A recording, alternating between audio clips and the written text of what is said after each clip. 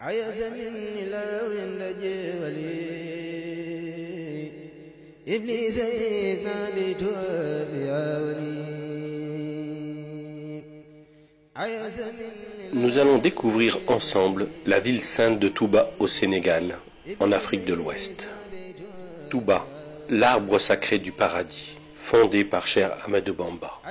Mais Touba n'est pas né d'un simple coup de crayon, mais de la volonté des mourides, guidés par la vision de leur marabout et de ses successeurs. Touba, ville musulmane et pieuse. Touba, où la prière, le travail, l'entraide et l'éducation guident les pas des musulmans mourides.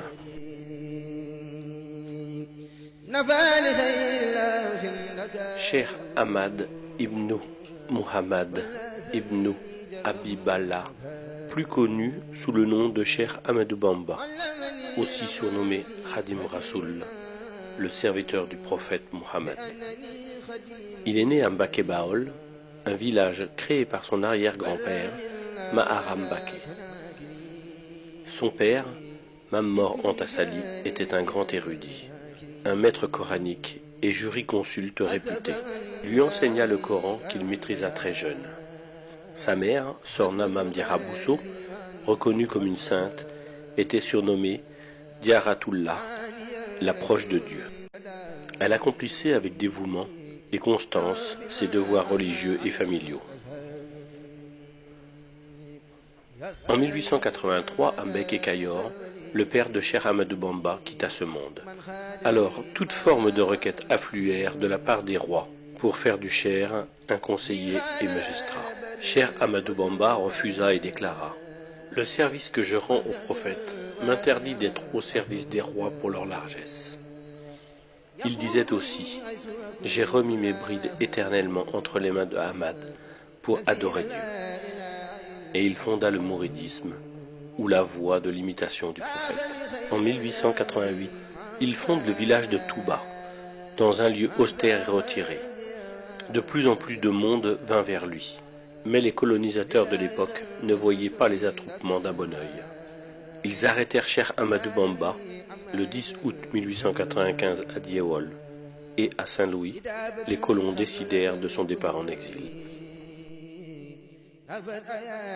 Le 21 septembre 1895, sur le bateau ville de Port-Nambouk, Cheikh Ahmadou Bamba quitte le Sénégal et les siens.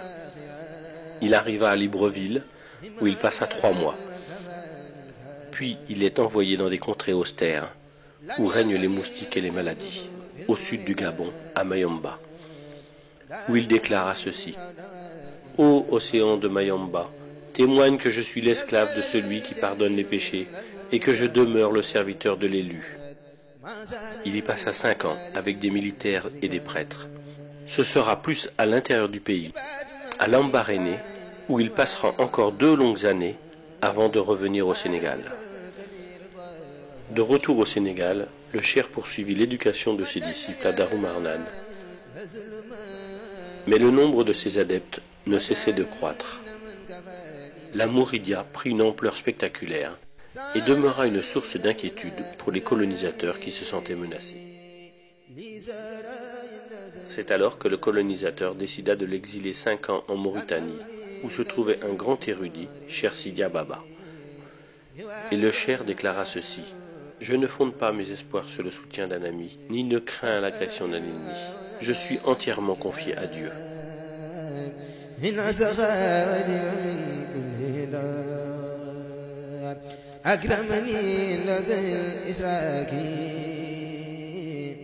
De retour au Sénégal, Cheikh Ahmadou Bamba est assigné à résidence à Thiéyenne. Puis il fut envoyé à Diourbel, où il vécut en résidence surveillée jusqu'à la fin de sa vie. En janvier 1919, lorsque les colons voulurent lui remettre la croix de la Légion d'honneur, il la refusa et déclara: « Je suis le captif de Dieu et ne reconnais d'autre autorité que la sienne. Ma récompense incombe au donateur, qui est noble majesté pour le service que je rends à l'élu, qui est pourtant le donateur par excellence. »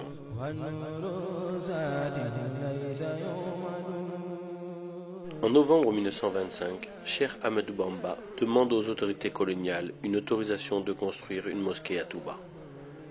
Le 19 juillet 1927, Cheikh Ahmadou Bamba est rappelé à Dieu. Le conseil de famille désigna Cheikh Mouhamadou Moustapha, fils aîné du Cheikh, pour la succession de son père. Le nouveau khalife fut chargé de la gestion des chantiers de la Mouridia, dont le plus important était sans conteste celui de l'édification de la mosquée de Touba.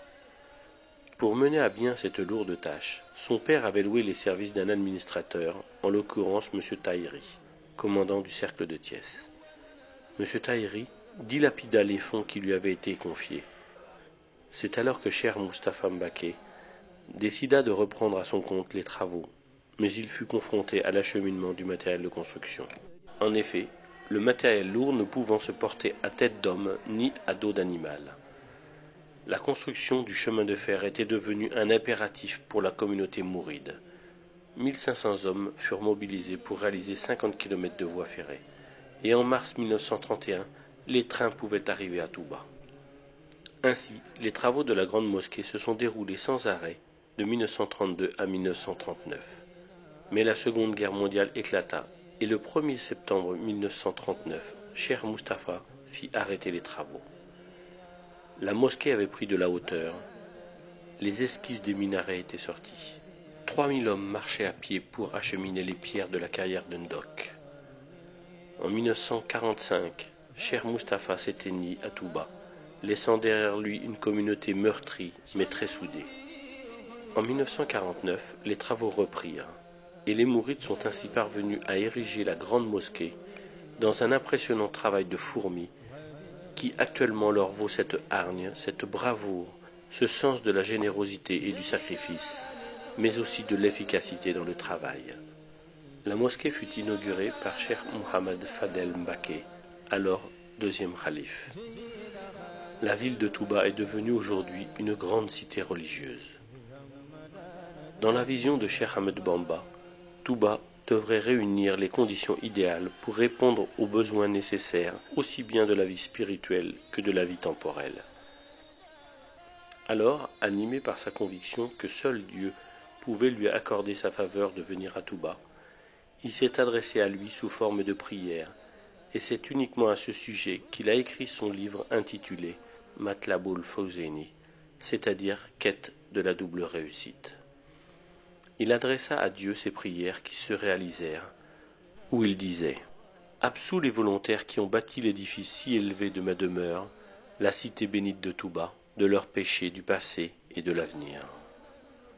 Fais que cette cité soit un lieu d'adoration de Dieu le miséricordieux et de rejet de Satan le banni. Faites de ma demeure, la cité bénite de Touba, un lieu où on plonge dans la voie de l'obéissance et de la tradition de l'envoyé. » Prière et bénédiction sur lui. Convaincu que la connaissance de la science islamique est la voie royale qui permet d'accéder à la meilleure place dans la vie spirituelle, il s'adressa à Dieu et dit « Fais que cette cité soit un réceptacle d'enseignement, un lieu de méditation et d'entendement, fais qu'elle soit un lieu d'éducation et un magistère d'enseignement. » Dans le domaine du temporel, Cheikh Ahmadou Bamba avait bien compris que la réussite économique est un facteur déterminant dans l'accomplissement des obligations religieuses dans toute société, car elle assure sécurité et stabilité. Il disait « Fais que cette terre soit une terre de richesse, de sécurité, de miséricorde et d'abondance tout le temps. Favorise les habitants de Touba d'un bienfait en eau abondante, ruisselante et qui court à l'instar d'un ruisseau. Protège cette demeure du vagabondage et de la délinquance et de toute promiscuité.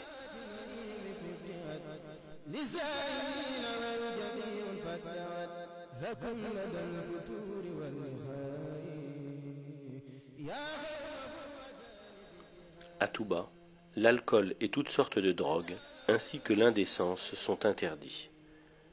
Cheikh Ahmadou Bamba disait « Protège quiconque aura consacré un effort dans cette cité, y aura effectué une visite et pardonne-lui ses péchés. » Ainsi, chaque année, Touba enregistre plus de 3 millions de pèlerins, surtout pour le Grand Magal de Touba, qui commémore le jour du départ en exil au Gabon de Cheikh Ahmadou Bamba.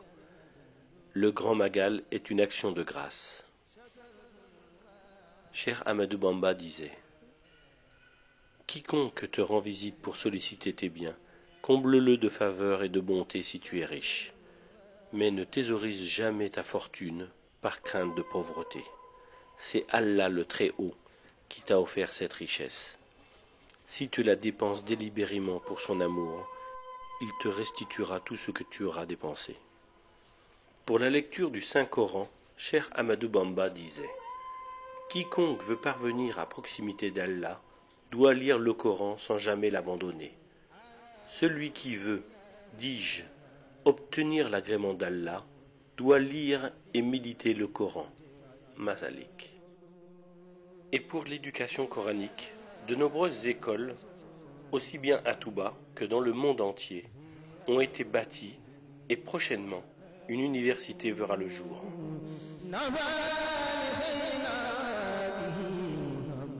Les mausolées des grands dignitaires mourides sont souvent au pied de la mosquée. Ainsi, après une prière pour honorer le fondateur, les mourides prient en hommage aux successeurs de Cheikh Ahmadou Bamba et de la famille. Touba, créé en 1888 par Cheikh Ahmadou Bamba, a grandi après sa mise en terre en 1927. Nous voilà en 2011, soit 84 années où les mourides œuvrent pour Touba, guidés par Cheikh Ahmadou Bamba.